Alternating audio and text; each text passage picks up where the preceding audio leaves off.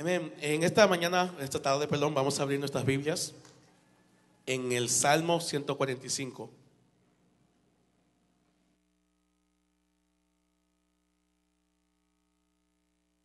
Salmo 145.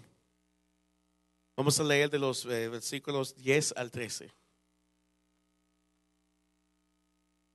Salmo 145, de los versículos 10 al 13.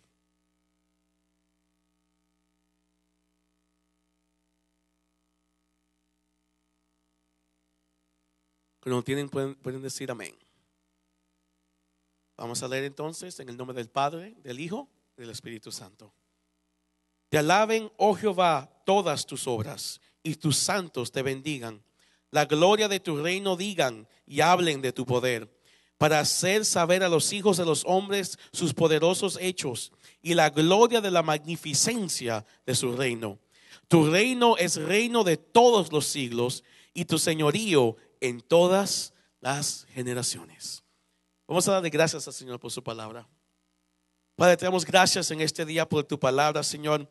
Te pedimos, Señor, que tu palabra, Señor, cumpla el propósito por la cual es enviada hoy, Señor. Que cause un cambio transformador en nuestras vidas, Señor. Que ninguno de los que estamos aquí hoy salgamos iguales, sino que tu palabra, Señor, penetre en nuestras vidas y cause un cambio en nuestras mentes, renueve nuestras mentes para que seamos transformados, Señor. Señor, te damos gracias, Señor, y te pedimos que simplemente me uses a mí como tu vaso, Señor, para exponer tu palabra, Señor. Que cada palabra que yo hable venga directamente de tu espíritu. Te lo pedimos hoy, Señor, en el nombre de Jesús. Amén y amén.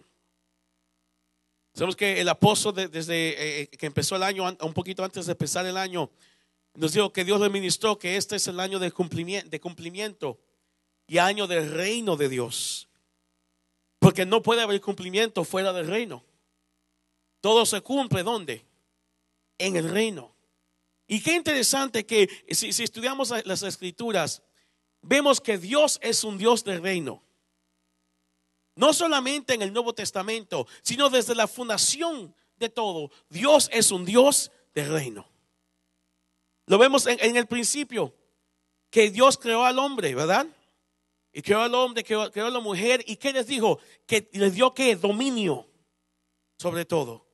Si uno da dominio, quiere decir que uno tiene dominio.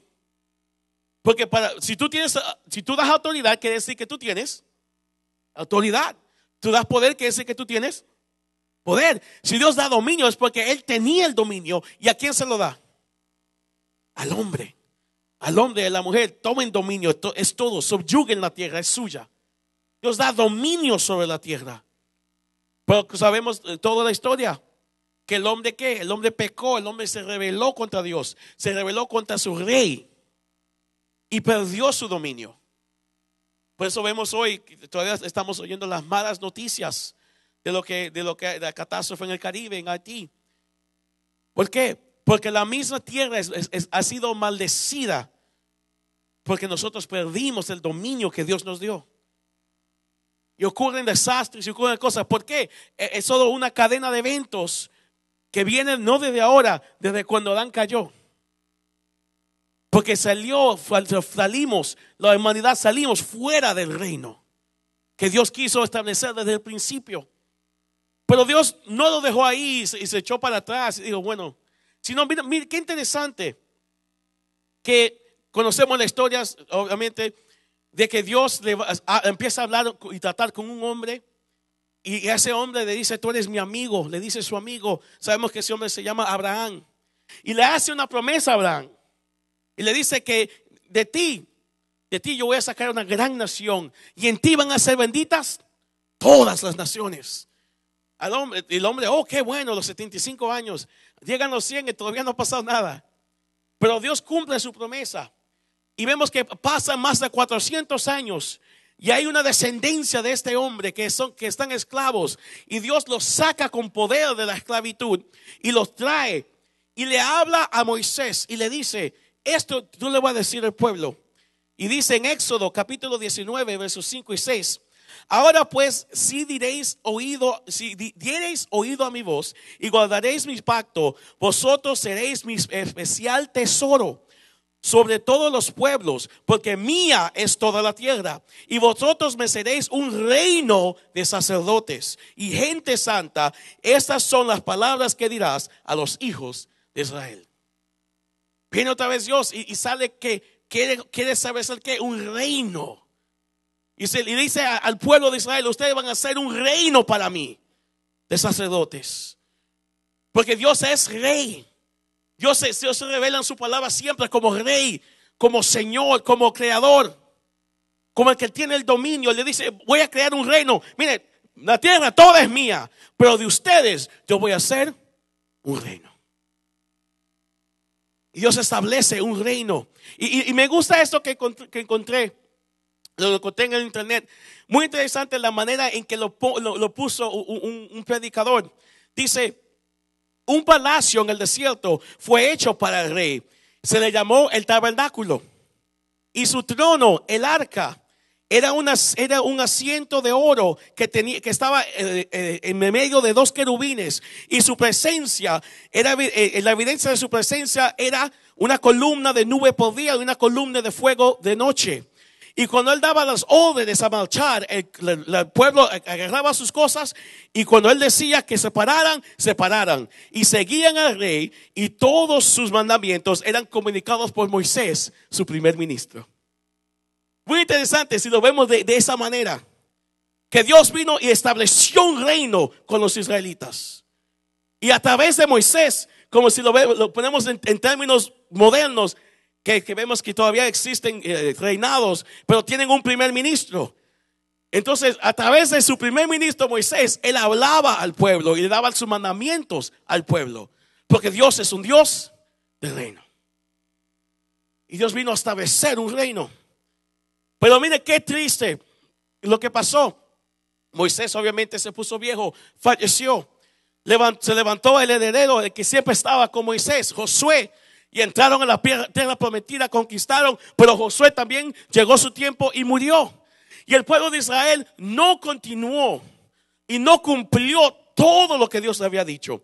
Porque mire, como Dios le dijo en Éxodo 19, dice: ahora pues, si dieres oído a mi voz y guardares mi pacto. Pero ellos no cumplieron con todo lo que Dios le dijo y dejaron a sus enemigos, vecinos, vivir. Cuando Dios le había dicho: conquístenlos. No los conquistaron. ¿Y qué pasa? Se levantan esos enemigos y empiezan a atacar a Israel. Y Israel estaba perdido porque no tenían un líder fijo. Y de vez en cuando se levantaba un juez. Y se levantaba el juez y decía al pueblo: bueno, vamos a volver a Jehová. Y tenían victoria. Pero desde que pasaba la victoria, se moría el juez, el pueblo otra vez a hacer lo que quería. Y se levantaba otro juez, y después lo mismo, hasta que llegó el último de los jueces y el mayor de todos. Y miren lo que le dijo el pueblo a este juez. En 1 Samuel capítulo 8 dice: entonces los ancianos de Israel se juntaron y vinieron a Ramá para ver. Y le dijeron: he aquí, tú has envejecido y tus hijos no andan en tus caminos. Por tanto, constitúyenos ahora un rey para que nos juzgue, como tienen todas las naciones. Pero no agradó a Samuel esta palabra que dijeron: danos un rey que nos juzgue. Y Samuel oró a Jehová. Y dijo Jehová a Samuel: oye la voz del pueblo en todo lo que te digan, pero no te han desechado a ti, sino que a mí me han desechado para que no reine sobre ellos. El pueblo rechazó a su rey. Dios quiso establecerse como rey, pero continuamente el pueblo se iba. Y llegó ya al punto que dijeron, como que ya como que se han por vencido. Ya esto siempre vamos a estar en esto lo mismo. Dan un rey como las otras naciones. Como queremos que sea como las otras naciones, que tienen un rey que va y va al frente de la batalla. Pero se le había olvidado que en el tiempo de los jueces no fue muchas veces por la gran proeza ni la gran fuerza militar que tenía Israel, sino la mano de Jehová los había defendido. Cuando se levantó Los midianitas se levantaron y vinieron con un ejército, se piensa, de entre 50 y 100,000 hombres a pelear. Y Dios manda a Gedeón con 300 hombres desarmados. Porque Dios no le dijo que llevara espada. Dios le dijo, lleven una batea, lleven una trocha y lleven una trompeta. Ni espada tenían. Y Dios le dice, y no se fajen a pelear tampoco. Váyanse, súbanse al monte, rompan, le prendan, griten y trompeta. Y la Biblia dice que cuando hicieron eso, los enemigos se confundieron y se mataron entre sí. Ellos ni tuvieron que pelear.